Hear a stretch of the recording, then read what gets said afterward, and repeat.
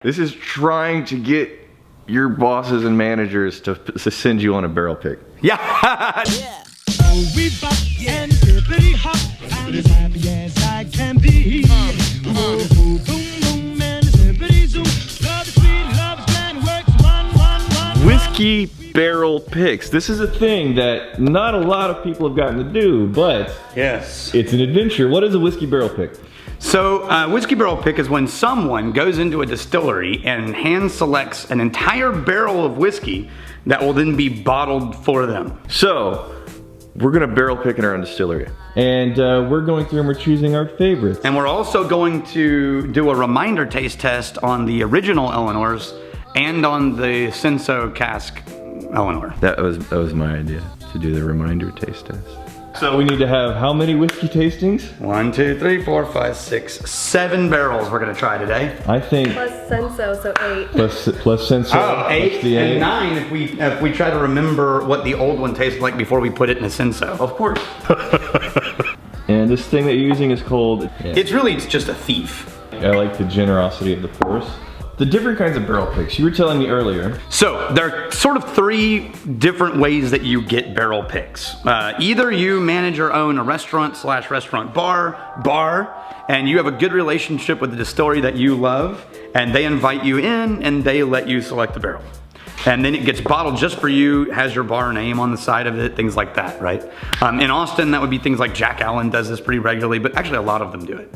Now, the second way is you're a retailer. You're a Specs, you're a Twin Liquors, you're a mom and pop shop, and you go into a distillery, same thing, and you hand pick a bottle that's only going to be released in your store, only available at your store. That's a store pick. That's also a barrel pick. The third way is you're a private citizen that got either enough money or enough group of people to come into a distillery and select a barrel that is going to be bottled for you at your requested time, and then will eventually make its way to you through the proper retail channels. Now, the thing that I think makes this most interesting for the audience that is likely to be watching this video is if you work at a company, right? An organization that has a bunch of people, and they're always looking for like a Christmas bonus or a fun gift for all the employees. How cool would it be to have, and this is not us selling barrel picks. We don't do barrel picks. You can't come here and do a barrel pick. There's not enough barrels. Pick your barrels. You get to pick between this one or this one. Right, but how cool would it be for you as a group, as an organization, to go to one of your local favorite distilleries and pick a barrel? How many distillers are actually open to having private, companies, citizens come in and picking barrels? So there's a complicated answer to this question, or 2-part. The first is every distillery probably would love to do it. Right. But they're selling whiskey. But it's easier to get a hold of the big guys because they do this on a regular basis. So the bigger the brand, the more likely it is that they've already figured out all of the things they have to do to make a barrel pick happen, and it's more likely to happen. Now, practically speaking, if you're choosing with like your coworkers and whatnot, you're gonna be going to a local distillery. What we want to do, all of the craft distilleries watching this, if you're open to doing barrel picks with people in your area, contact us. We'll just contact him because... Yeah, it's going to be Daniel at whiskeytribe.com. Just say, hey, we're in. I don't need to know prices. Right. I just need to know your URL, and as long as there's contact information on it, and the name of your distillery and your city, state. Yeah, contact your craft distillers, have them watch this video, have them put the contact information below. Let's make a big old list of people who are doing barrel picks. So what happens when you go to pick a barrel? Yeah, how do you do this well? Okay, so there's really 2 ways. There's the big guys, and really you walk in and they just say, here's a handful of barrels for you to pick from. Right? And you taste them and you have opinions and you decide on one. And then it gets bottled and sent to you. A lot of the bigger distilleries, they've already got various ages, they've got flavor profiles, and so you don't need to wait around for it. As soon as you find your barrel, you're done. On those barrel picks, all you need to know is, I like this. Yeah. That's it. For me, if I'm going on a barrel pick, then I know what their standard lines taste like. I want to find something... You want a unicorn. I want a unicorn. I want something weird and different and special and unique. Absolutely. Now, it's going to be the same distillery, it's going to be the same mash bill, but very often distillers, they'll make something to the exact specifications they've made whiskeys 100 times, 1,000 times before. But through whatever reason, a barrel or 2 every year, every quarter, that just turns out exotic and weird and amazing, but they can never bottle it as a line because there's not enough of it. So that's Rex's preference. Go look for a unicorn. Right. If it's just for the employees, then pick a unicorn. If it's for clients, you may want to go for something you know everyone's going to really dig. Because a lot of them are not going to be whiskey drinkers. They may not understand the basic flavor profile of a Four Roses or a... Right. Okay. One of the things to keep in mind, especially if you're bringing colleagues, coworkers, buddies, friends on a pick, and they're not used to cask strength whiskey. This is out of a barrel. This is extremely high proof in the 50% alcohol, possibly low 60% alcohol. Prepare people for this isn't going to be the little delicate sipping whiskey that's invisible. Add a little water. As a matter of fact, you should be responsible for holding a whiskey tasting, introducing your barrel pick to the company. Yeah. I'm just saying. Say you're gonna go to a story that just says, hey, the world is your oyster. You can pick any barrel, and then you can wait as long as you want before we bottle it. Right.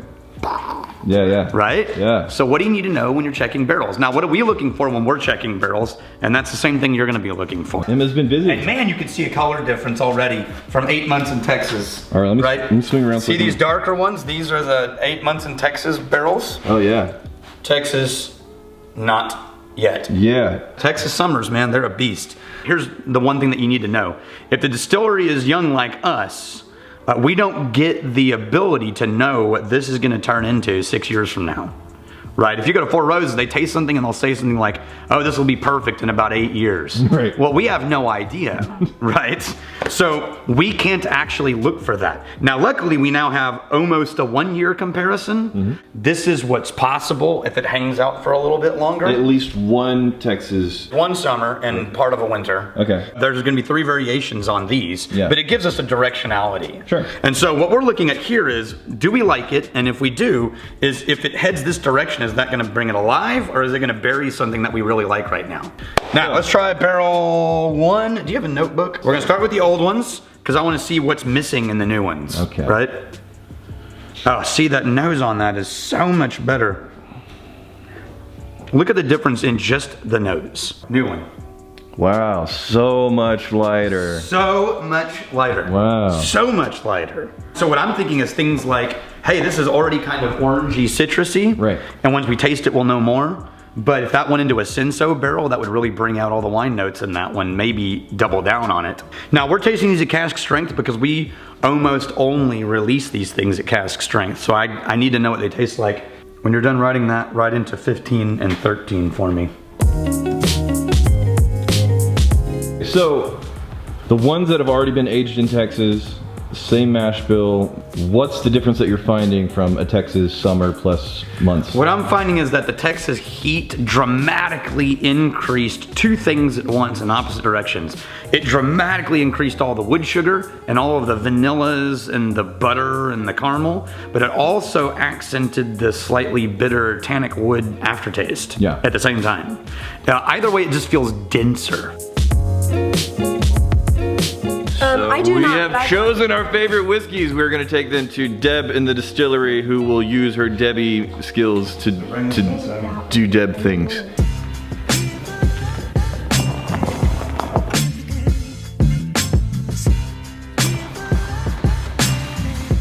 We shall be presenting you with delicious. We shall be presenting you. It's cold outside.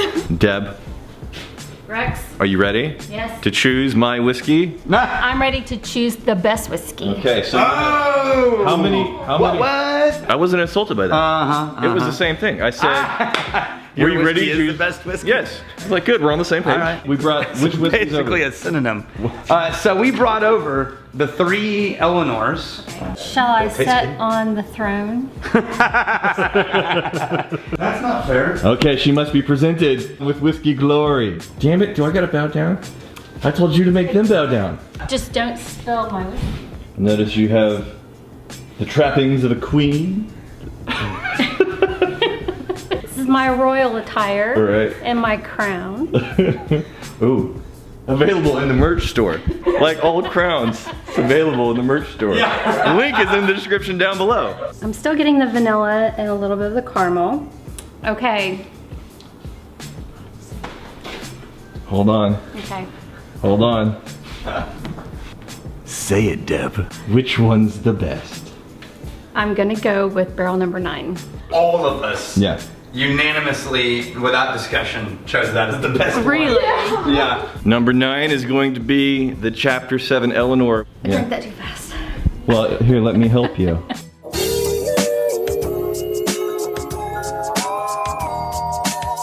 What do we have here, Deb? Empty barrels, Yes. Isla barrel, and the stout barrel. Oh, the stout. Yeah. We're gonna be finishing one of our bourbons in an Imperial Stout barrel, which hopefully turns out amazing. Okay, the end of the episode, Daniel. I'm ready. What do we usually do at the end of the We do a episode? shenanigan. Is your body prepared? I wore my shenanigan pants. Is your body prepared? Yeah. Here's the thing, though. I wore my Superman underwear. Because this episode was actually meant for you to be able to show it to managers or bosses to see if they want to do a barrel pick with the company. Right. We kind of need to make it suitable for work and not too outlandish. So, no shenanigan? I mean, they gotta show it to their boss. So. Oh, that is spicy Cheetos.